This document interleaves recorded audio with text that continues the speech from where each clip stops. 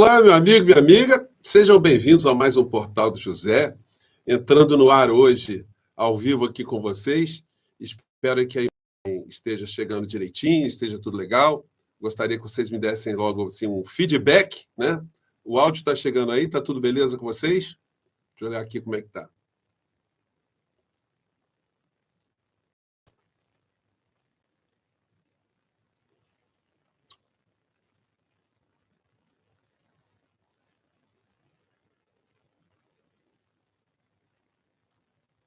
E aí, como é que estão as coisas? Ainda não entrei no ar? Opa! Gente, só um minutinho aqui que estou organizando aqui os últimos detalhes, tá? Alguma coisa aqui não está vindo bem? Deixa eu ver aqui. Alguma coisa aqui não, parece que entrou bem. Agora entrou bem. Deixa eu ver aqui. Alguma coisa aqui não, parece que entrou agora entrou bem. Então, meus amigos e minhas amigas, deixa eu baixar aqui. Estamos no ar com o nosso Portal do José e hoje eu quis fazer aqui um papo direto com vocês, porque, de repente, né, veio esse assunto do PL do estupro e isso está mobilizando a sociedade de uma maneira absolutamente inesperada, porque era uma situação que não estava no roteiro, né, roteiro político aqui do nosso país. Eu vou entrar aqui em alguns detalhes aqui, porque tem um aspecto aqui muito importante que eu não vi ninguém comentar, e eu acho que é importante porque ele tem a ver com o que irá acontecer com esse pacote todo. Tem vários aspectos para analisar no meio dessa história toda, né? Mas antes eu queria mandar um abraço para todos vocês que estão aí no nosso chat agora, a Lala, a Cris Santana, a Cláudia Elizabeth, o Ed Vieira, a Miriam Ramos, Rafael Silveira, Adilson Monteiro, Tomás, Maria Aparecida, o James Machado, enfim, a Ivelise de Curitiba, o Ed Vieira, vocês todos são sempre meus companheiros aqui de jornada, além das pessoas que mandam comentários aqui para o nosso portal, né? Nosso portal é um dos que tem a maior interatividade na internet. Talvez porque eu responda muito aqui os comentários que chegam até o nosso portal, e isso vai fazendo que vocês percebam que a opinião de vocês é muito importante, né? E eu aprendo muito todas as vezes que eu estou lendo aqui os comentários. Enfim, os nossos companheiros aqui de jornada são pessoas que estão em todas as partes do Brasil e do mundo e com experiências diversas, e as pessoas vão falando as suas experiências aqui para o nosso portal. Isso vai ajudando cada vez mais com que a gente enriqueça aqui o conteúdo, né? Eu, na minha condição de professor, eu aprendi que, quando a gente dá aula, sobretudo nessa área de humanas, nós estamos ali numa via de mão dupla, né? A gente informa, né? A gente transmite aquilo que a gente conhece, mas a gente recebe muita coisa de volta, né? Isso vai fazendo com que a gente fique nesse processo de reflexão permanente, né? Eu selecionei aqui alguns comentários do nosso papo anterior, para dar que dão um norte para muitas coisas que estão acontecendo nessa discussão aqui no nosso país, né? Antes de mais nada, se você está chegando agora ao nosso portal e ainda não nos conhecia, como sempre, é muito importante convidar você para se inscrever aqui no nosso portal, para conhecer também os nossos outros vídeos. Se você gostar, compartilhe, recomende. E, se puder, também se inscreva aqui no nosso clube de membros, tá legal? Você que é muito bem-vindo e muito bem-vindo. Gente, o Brasil inteiro está, de repente, essa pauta atingiu a todos nós, né? Quando você pega um jornal, assim como o Globo, né? Um jornal que é um jornal de direita, um jornal conservador, quando ele coloca o editorial aqui com esse peso, propostas para aborto e drogas ignoram realidade. É porque a coisa transbordou até mais do que a vã filosofia poderia imaginar, né? E aqui embaixo, na linha fina, está escrito: textos da Câmara desprezam o caráter da saúde pública e conhecimento acumulado sobre ambas as questões. E aí eles tocam aqui nesse aspecto aqui da racionalidade, né? Como é que um assunto dessa magnitude, que mexe com a sociedade brasileira inteira, e mexe com o mundo inteiro se debruça sobre essa questão. Em muitos países já está resolvido, ninguém se perde um minuto mais com essa questão. Isso já foi colocado no seu devido lugar, não tem estresse mais em sociedade alguma, em função desses eventos, enfim. E aqui no Brasil a gente está andando muito para trás, né? Infelizmente, essa onda que veio até todos nós, que veio com essa coisa do bolsonarismo, ela jogou o nosso país numas trevas de alguns assuntos que a civilização já superou. Mas aqui, quando a gente se depara com algumas criaturas, quem estava alheio a esse universo, quando a gente via, por exemplo, uma Damares da vida, né? Ou mesmo quando o Bolsonaro começou a aparecer, quando ele se colocou a ser candidato à presidência da República, as pessoas do campo da racionalidade, mesmo as pessoas mais conservadoras, as pessoas de direita, olhavam para aquilo e falavam assim, pô, isso aí não tem a menor chance de prosperar, né? Mas as pessoas que acreditavam nisso estavam enganadas, porque a gente aprendeu com esse episódio todo que a gente nunca deve subestimar o poder da ignorância, o poder do extremismo, o poder do preconceito, o poder do ressentimento, o poder do ódio, o poder, enfim, dessas coisas todas juntas, né? Isso tudo fez eclodir uma figura que chegou até a presidência do nosso país. Pois bem, então, o Globo aqui, eu vou pegar só esse primeiro parágrafo aqui, gente, que diz o seguinte: é preocupante que a Câmara tenha dado celeridade a duas propostas que mereceriam mais discussão com a sociedade e deveriam seguir todo o trâmite legislativo, com debates exaustivos em comissões antes de ir ao plenário. A primeira é o projeto de lei PL que equipara o aborto, depois da 22ª semana de gravidez, ao crime de homicídio. A segunda é a proposta de emenda à Constituição que criminaliza posse e porte de qualquer quantidade de droga. As mudanças são inspiradas mais em convicções políticas, ideológicas ou religiosas do que no conhecimento acumulado sobre ambos os temas. É exatamente isso. E é impressionante como é que o Arthur Lira ele jogou essa coisa para passar lá na Câmara, sabendo que isso é um tema extremamente delicado e usando esse tema para criar um constrangimento em relação ao governo federal, especificamente ao presidente Lula, que teria que se deparar aí terá que se deparar com o bloqueio, né? Não sancionar essa disposição, que está fazendo aí com que muitos vigaristas surfem sobre esse tema sem terem a menor preocupação com os seres humanos, com a mulher, né?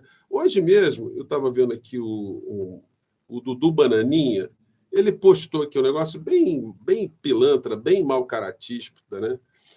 Vitória, vamos adiante, temos PL para piorar penas aos praticantes de aborto também.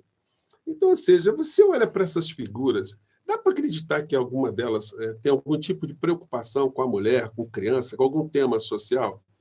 E eu acho que esse tema, gente, é um tema tão delicado que, prioritariamente, quem tinha que cuidar desse tema são as mulheres, porque já se discutiu várias vezes, né, em vários fóruns do meio acadêmico, meio jurídico, que se o homem pudesse engravidar, o aborto já seria legalizado no nosso país há muito tempo, né? Mas o legislador acaba legislando sobre algo que ele não tem um conhecimento muito profundo. E muitas mulheres, inclusive, acabam absorvendo também essa linha de pensamento de desprezo ao que poderia passar uma mulher numa situação de um crime como esse, né? Que é uma situação inaceitável. Eu fico pensando, e não é difícil você também pensar, né? Por exemplo, uma figura como Bolsonaro, Flávio Bolsonaro, Dudu Bananinha, essas figuras, eles têm filhas, eles têm esposas, tiveram mães, Será que algum deles se coloca no lugar de alguém que, tendo sido vítima de uma violência sexual e acabou ficando grávida, né? Se eles suportariam ver, por exemplo, uma filha tendo a imposição do Estado de levar a cabo uma gravidez resultante de um crime que foi atingida diretamente. É um trauma para toda a família, para toda a coletividade que tem contato com a vítima. Vocês imaginem uma casa onde alguém foi vítima de uma agressão como essa e teve a gravidez, de todo dia os pais perceberem o sofrimento da filha diante dessa situação, os pais ficarem sofrendo, as pessoas, os irmãos ficarem sofrendo. Eu fico pensando se fosse uma filha de Bolsonaro que estivesse passando por uma situação como essa, né? O que a criatura faria? Ele suportaria, veria a filha dele passando por esse sofrimento?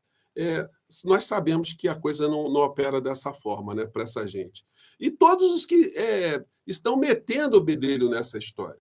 Então, é indiscutível que isso é um retrocesso absolutamente desumano. E aí eu queria trazer para vocês hoje um aspecto que eu não vi ninguém discutindo e que eu achei importante trazer aqui para vocês. Ele tem a ver com uma coisinha que está escrito nesse livrinho aqui. Ó. Vamos ver se dá para pegar aqui para vocês. Ó. Esse livrinho aqui. Esse livrinho aqui vai fazer toda a diferença, porque no meio dessa insanidade, gente, com todas as críticas que se possa ter uma instituição, essa instituição ela pode dar aquilo que a gente chama de freio de arrumação. E que freio de arrumação seria esse? Em que lugar? No Supremo Tribunal Federal.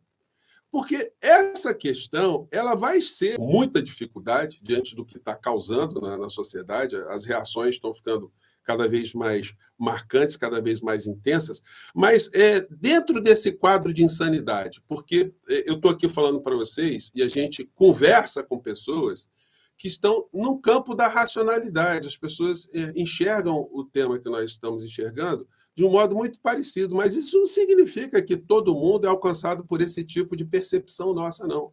Ontem eu comentei com vocês que tem gente que acredita pelas razões religiosas, as suas razões pessoais, pela visão baseada nas informações que tem ao longo da sua vida, da vida dessa pessoa, essas pessoas acreditam mesmo na defesa a qualquer preço, né? Mesmo com sofrimento, com que possa causar uma vítima, para que se leve uma gravidez até a cabo, né? até o nascimento, né? E essas pessoas, elas merecem o respeito, mas elas merecem também, ou nós temos também, que trazê-las para o campo de uma discussão racional. É muito difícil quando alguém abraça um dogma, algo que está já cravado na sua alma, de você dizer para a pessoa, mesmo com todos os argumentos racionais, que aquilo que ela está pensando não está certo. Aquilo que ela está. O sentimento dela em relação àquilo está equivocado. É muito difícil. Mas é assim a democracia. Dentro do campo da racionalidade, a gente tem que colocar os argumentos ali, enfim, para chegar a algum ponto. Né? Mas eu dei essa volta toda para dizer que esse livrinho aqui ele tem duas disposições. A primeira é essa aqui que está no artigo 1º, inciso 3º da nossa Constituição. Acho que não vai dar para pegar, porque a câmera aqui não vai dar para pegar. Já vi que ficou embaçado aqui. Mas está dizendo o seguinte, olha, o artigo 1º da nossa Constituição, isso vai bater lá no Supremo, dos princípios fundamentais. A República Federativa do Brasil, formada pela união indissolúvel dos estados, municípios e Distrito Federal, constitui-se em Estado democrático de direito e tem como fundamentos soberania, cidadania, inciso 3º, a dignidade da pessoa humana. Vocês acham que é uma coisa digna impor a um ser humano que tem ali uma gravidez resultante de um crime? Você obrigar a pessoa, o Estado obrigar essa pessoa. E tem um negócio, gente. A legislação não obriga a pessoa a fazer um aborto ou interromper a gravidez. Se a pessoa passou por esse trauma e ela está grávida, e a família toda, e se ela quiser ter a criança, enfim, propiciar o nascimento, é o direito dela. O Estado não está obrigando que ela faça o aborto. Não, isso é a questão dela. Mas o Estado não pode punir alguém por não querer suportar o drama desse tipo de resultado de um crime. Foi a mesma discussão que se teve no Supremo Tribunal Federal, quando o Supremo Tribunal Federal excluiu da responsabilidade penal o aborto resultante de fetos anencéfalos. Porque aqui no Rio de Janeiro teve um casal de médicos, né? Que a mãe estava gerando lá uma criança anencéfala e ela queria interromper a gravidez, tiveram que entrar na justiça, então, mas passaram um trauma gigantesco com a obrigação que estava sendo imposto ao casal de ter uma criança que já nasceria morta. Um sofrimento que ela estava carregando ali diariamente. Né? Do mesmo modo, alguém que é vítima de uma situação como essa. Então, isso chegando até o Supremo Tribunal Federal, a questão da dignidade da pessoa humana vai ser levantada, eu não tenho a menor dúvida. E aqui no artigo 5º da Constituição Federal, que diz que todos são iguais perante a lei, sem distinção de qualquer natureza, garantindo-se aos brasileiros e aos estrangeiros residentes no país a inviolabilidade do direito à vida, à liberdade, à igualdade, à segurança, à propriedade nos termos seguintes, diz que, no inciso 3º, ninguém será submetido à tortura e nem a tratamento desumano ou degradante. Isso é a Constituição que está dizendo. Você não pode, o Estado não pode submeter alguém a um tratamento desumano, degradante ou uma coisa equivalente a uma tortura. E você impor a uma menina, a uma mulher, a uma família, esse tipo de situação de fato, colocar a pessoa nessa situação de tortura e um tratamento desumano ou degradante. Aí vocês poderiam perguntar, mas será que o Supremo Tribunal Federal ele não ficaria constrangido em decidir sobre essa questão, porque tem essa pressão toda? Gente, eu acho que não. Eu acho que, por mais que existam convicções ali religiosas de alguns ministros, né, mas a composição hoje do Supremo Tribunal Federal tem um entendimento que vai nessa direção de se respeitar os direitos e garantias fundamentais. E isso sendo julgado pelo Supremo Tribunal Federal, né, em última análise, né, se essa história toda passar, isso pode também gerar ali no Supremo Tribunal Federal uma série de novos embates, pode-se fazer uma audiência pública, pode-se fazer aquilo que o Congresso Nacional não está fazendo, para mostrar, inclusive, para as pessoas que estão achando que esse projeto de lei aí, que no final da história acaba colocando o estuprador numa situação de menos responsabilidade criminal do que a vítima, né? Enfim, que essa coisa seja absolutamente desfeita, né? Agora, vocês vejam o Brasil com tantos problemas que nós temos, de repente nós paramos as pautas do nosso país para ficarmos discutindo esse tema que foi colocado ali de uma maneira absolutamente extemporânea, né? Então, é uma coisa, gente, que de fato está chocando todo mundo, né? Todo mundo está revoltado com isso. Bom, eu peguei aqui alguns comentários do nosso vídeo aqui. O Fernando Brito, né, mandou aqui a frase, né? Criança não é mãe. É simples assim, né? Jaciara Fernandes dizendo que Lula precisa convocar manifestações para mostrar força. A Iraci Gomes, para eu não deixar de cobrar comunicação, vou continuar. O Reinaldo Moisés diz a grande ameaça à democracia se chama Arthur Lira. Concordo com você. A Gilvanete Matosinhos prende logo essa desgraça. Deve estar se referindo ao Bolsonaro, né? E, evidentemente, a Érica Leandro, infelizmente, o Congresso está um absurdo. Ô, Érica, olha só, esse é um problema também muito sério, não é só no Brasil, não, em várias partes do mundo. No sistema parlamentarista ou presidencialista, se sabe que é a Casa Congressual, o Poder Legislativo, que define como a sociedade está organizada, né, juridicamente. E é ali que o jogo rola mesmo. Então, para a eleição de deputados e senadores, no mundo inteiro, é que o poder econômico age de uma maneira muito intensa, porque esse poder econômico ele consegue fazer ali uma grande bancada, ele paralisa qualquer tipo, ou ele consegue paralisar, consegue fazer coisas que não faria de outra forma, né? Então, isso acontece em muitos lugares. E no Brasil, infelizmente, essas figuras que acabam chegando até o Congresso Nacional, muitos deles, né, amparados, né, nessas pautas morais, na verdade, a pauta moral é apenas uma cortina de fumaça. Na verdade, eles estão ali para atender interesses outros, né? Eu tinha separado aqui, aliás, no editorial do Globo de hoje, aqui na parte de baixo, eles falam disso aqui, ó, falam outro assunto, né? Eu não poderia deixar de ser aqui. Ó. Deixa eu ver se não deu para vocês lerem, que ficou meio embaçado. Está escrito aqui: vitória de Milei no Congresso mantém viva a esperança de mudança. Isso serve para a gente refletir sobre algumas coisas, né, gente?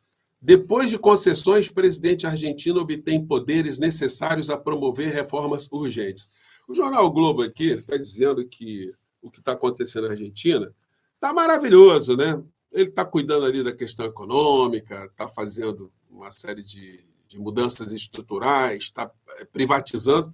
Em nenhum momento esse editorial aqui do Globo fala da questão social. O desemprego que explodiu na Argentina, 240 mil trabalhadores argentinos perderam emprego desde que o Milei assumiu, o custo de vida, as tarifas de energia, gás, luz que subiram, enfim. E, simplesmente, a entrega do país. Né? O povo lá está tentando reagir. Mas qual é o ensinamento no meio dessa história? É que o Milei não tinha maioria na Câmara nem no Senado. E ele foi para cima.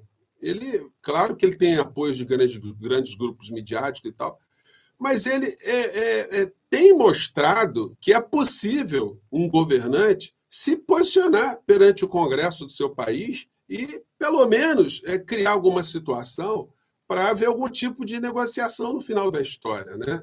Isso, aqui para nós, serve como esse tipo de apontamento também, que nós não podemos acreditar que o presidente que nós elegemos com mais de 60 milhões de votos possa ficar refém o tempo todo dessa quadrilha de gangsters que estão comandando as discussões dentro do parlamento brasileiro, né?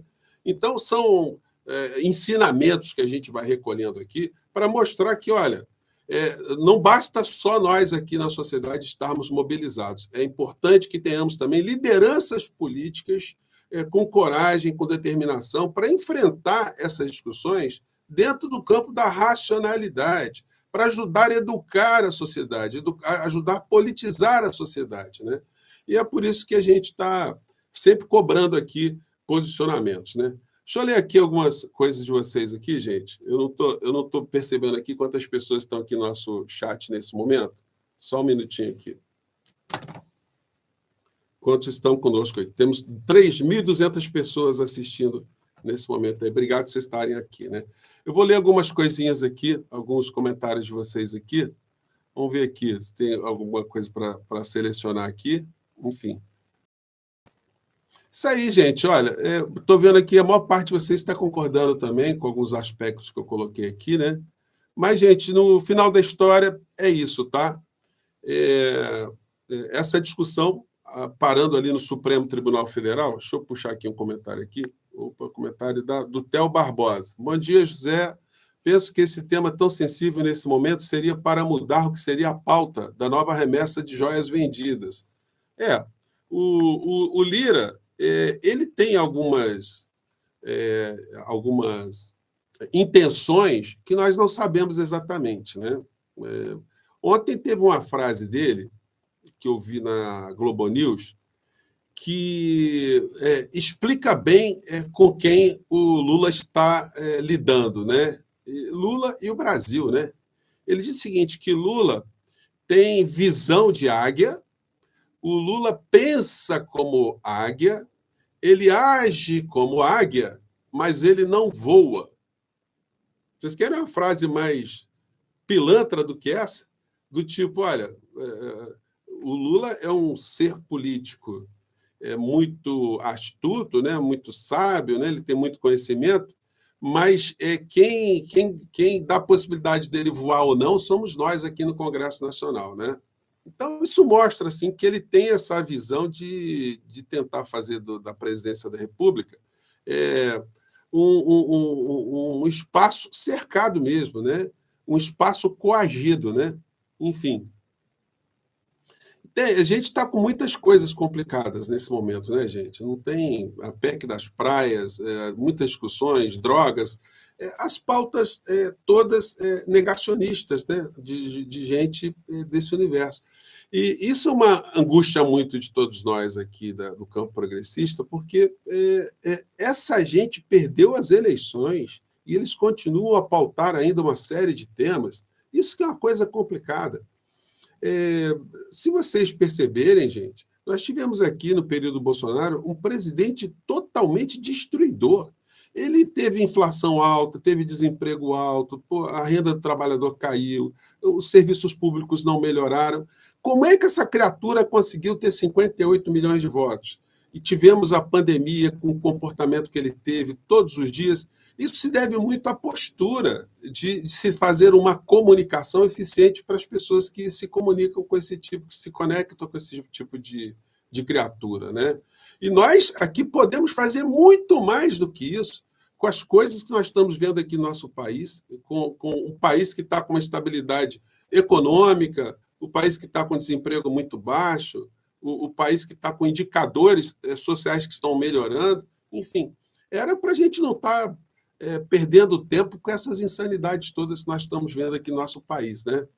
Bom, gente, olha, o principal aqui, que Margarida está na Itália. Obrigado, Margarida, um beijão para você. Gente, o nosso papo hoje aqui foi para só dar essa pincelada nessa questão jurídica aí, para dizer que, para salientar isso, né, que mesmo que essa história toda, essa insanidade toda, ela prospere, haverá ali o Supremo Tribunal Federal que irá dar uma barreira nessa história.